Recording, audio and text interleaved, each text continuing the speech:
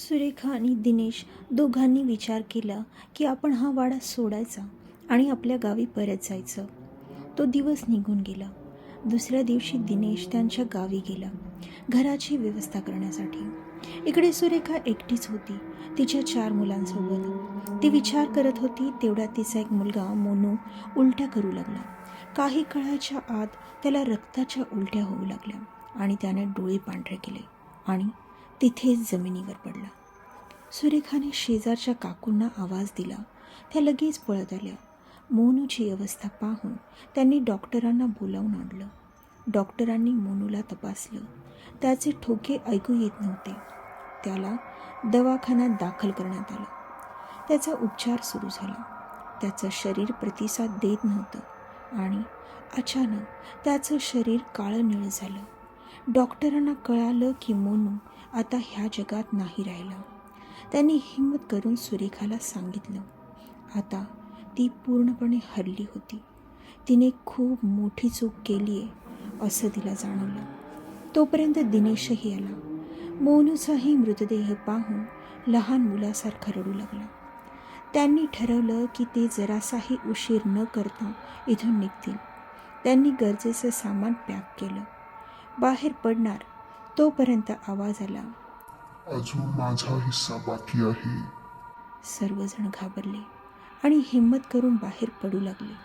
पण त्यांना बाहेर जाता येत नव्हतं. त्यांनी फार प्रयत्न केला पण काही केलं ते वाड्याच्या बाहेर निघू शकले नाहीत. हताश होऊन ते शेवटी डोक्याला हात लावून बसले. आता दिनेशची नजर वरच्या मजल्यावर गेली. तिथे जय, मीना आणि सोनू उभे होते. जय हसत होता. आपल्या मुलांना पाहून दिनेश पळत वरती गेला पण तिथे कोणीच नव्हतं. दिनेशच्या मागे त्याची दोन्हीही मुलं पळत गेली. सुरेखा त्यांना अडवत होती पण ते खूप घाबरलेले होते म्हणून आपल्या बाबांकडे जात होते. ते दोघे जसे वरती गेले अचानक त्यांचा पाय घसरला आणि दोघेही पायऱ्यांवरून खाली कोसळले.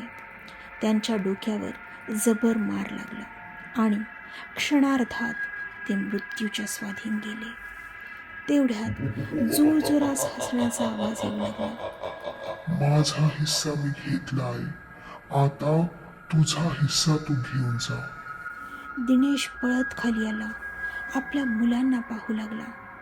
आता सर्व संपलं होतं. सुरेखा हे पाहून बेशुद्ध पडली. दिनेशला काय करावं काही सुचत नव्हतं. ह्या दोघांचेही अंत्यसंस्कार करण्यात आले. सुरेखा अजूनही शुद्धीवर आली नव्हती.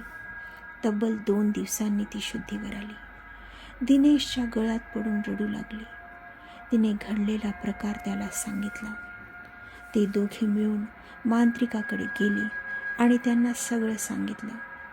हे ऐकून ते म्हणाले, त्या आत्म्याने तुला लालसा दाखवली, त्याने तुला जीव मागितला आणि तू स्वतःच्या मुलाचा बळी दिलास.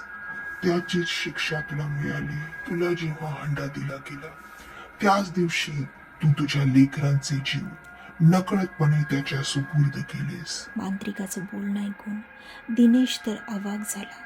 सुरेखाने त्याला हे सर्व सांगितलं नव्हतं पण त्याने सुरेखाला खूप सुनावलं.